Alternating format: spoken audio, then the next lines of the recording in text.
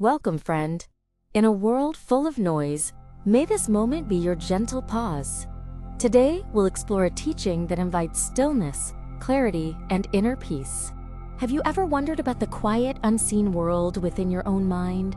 The thoughts that drift through like clouds or rush in like storms? What if I told you that each one holds a silent power? The Buddha taught that our lives are shaped not just by our actions, but by the quality of our thoughts. This understanding of the power of positive thinking is a key to unlocking a more peaceful life. Imagine your mind is a garden. What have you been planting there? Are its soils filled with the seeds of worry, resentment, and fear? Or have you been nurturing seeds of kindness, gratitude, and peace? Today, we will learn to become gentle gardeners of our own hearts. We will learn to recognize the weeds and to intentionally plant flowers. This is a journey from unconscious reaction to conscious creation. In Buddhism, we learn of 3 types of karma, 3 ways we create our future. There is the karma of the body, what we do, the karma of speech, what we say, and the karma of the mind, what we think. We often pay so much attention to our words and actions, but we forget that everything begins with a thought. A thought is the seed. The action is merely the fruit that grows from it. A thought of anger is a seed. It may not leave your mind, but it plants a thorn within you. Water it with more angry thoughts, and a thorny bush begins to grow, creating a landscape of suffering inside. This is what is meant by the karma of thought, or angip. It is the understanding that our inner climate creates our outer experience. A mind clouded with negativity will perceive a world full of threats and disappointment.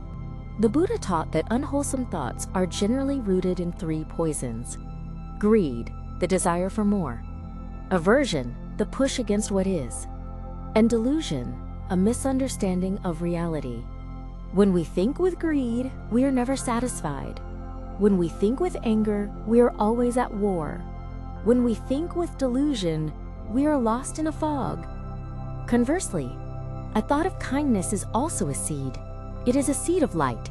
It may feel small and insignificant, but when you tend to it, it grows into a beautiful flower, perfuming your entire inner world with peace. A mind cultivated with thoughts of generosity, compassion, and clarity will see the world differently. It will see opportunities for connection, moments of beauty, and reasons for gratitude. The choice is always ours, in every moment. Which seed will we water? The path of thorns or the path of flowers? This is not about judgment, but about gentle, honest awareness. Take a moment now to simply notice. What thoughts are present in your mind's garden right now? Just observe them without trying to change anything. Awareness is the first ray of dawn. Recognizing the nature of our thoughts is the first step toward freedom.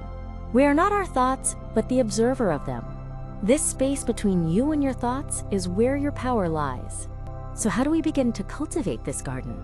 How do we choose the path of flowers? The Buddha offered a clear and beautiful map for this journey. It is called the Noble Eightfold Path. Within this path, there is a specific practice for training the mind. It is called Chan Tu Dui, which can be translated as right thought or right mindfulness. It is a core part of developing wisdom. Right thought is not about forcing yourself to be positive.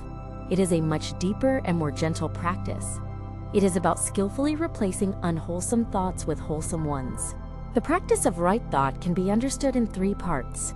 Each one is an antidote to one of the 3 poisons we spoke of earlier. First, we cultivate thoughts of renunciation, or letting go. This is the antidote to greed and grasping. It is the wisdom of recognizing that holding on too tightly is the cause of suffering.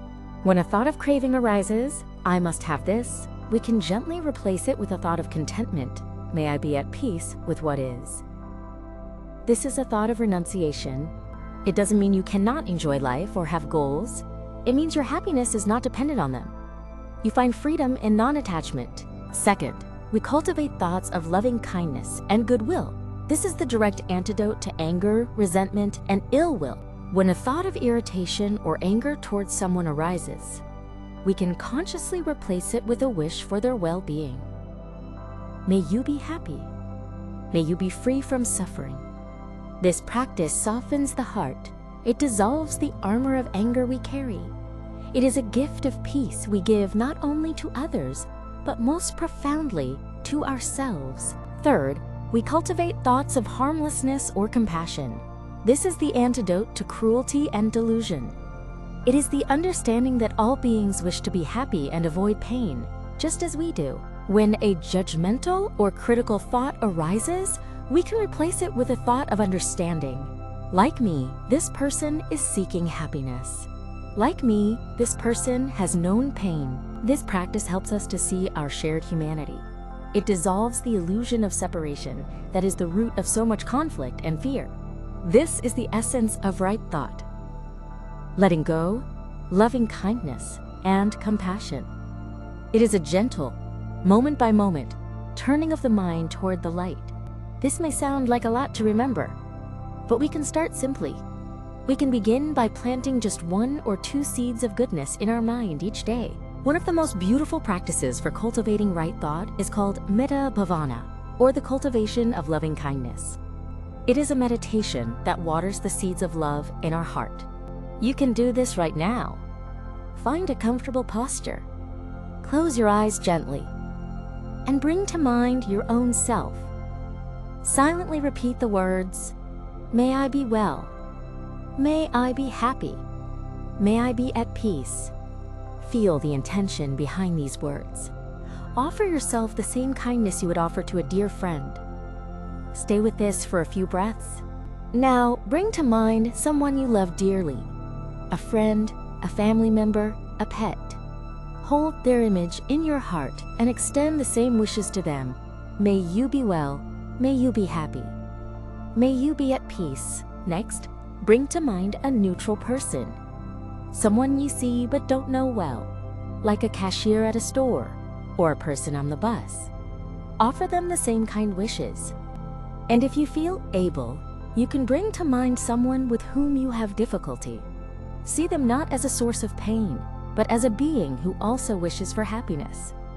And from a safe place in your heart, wish them well. Finally, expand this feeling of loving kindness to all beings everywhere, to all people, all animals, all creatures, near and far. May all beings be well. May all beings be happy. May all beings be at peace. This practice, even for just a few minutes a day, can profoundly change the atmosphere of your mind. It replaces the winds of criticism and anger with a gentle breeze of warmth and connection. Another simple practice is cultivating gratitude. Each night before you sleep, simply bring to mind 3 things you are grateful for during the day. No matter how small, perhaps it was the warmth of the sun on your skin, a kind word from a stranger, the taste of your morning tea. This trains your mind to look for the good. When you focus on what is good, the good gets better. You are watering the flowers in your garden, and they will begin to bloom in the most surprising and beautiful ways. These are not complex techniques. They are simple, gentle invitations to come home to yourself, to tend to your own heart with the care and attention it has always deserved. Remember that this is a practice, not a destination. There will be days when the weeds seem to grow faster than the flowers. Be patient with yourself. Simply begin again. Every wholesome thought is a victory. Every moment of awareness is a step on the path. Every gentle breath is a return to peace. The garden of your mind is your most sacred space. It is the source from which your entire life unfolds. Tend to it well, and you will create a life of beauty, peace, and freedom. So I ask you, friend, what is one seed of goodness you can plant in your mind today? Will it be a seed of gratitude, a seed of forgiveness, or a seed of loving kindness for yourself? Choice is yours. The power is yours. May your garden be a place of refuge, a source of nourishment, and a testament to the beauty of your own heart. Thank you for being here. If this teaching brought you calm or insight, consider sharing it with one person or many. May you walk gently today with peace in your heart. Until next time.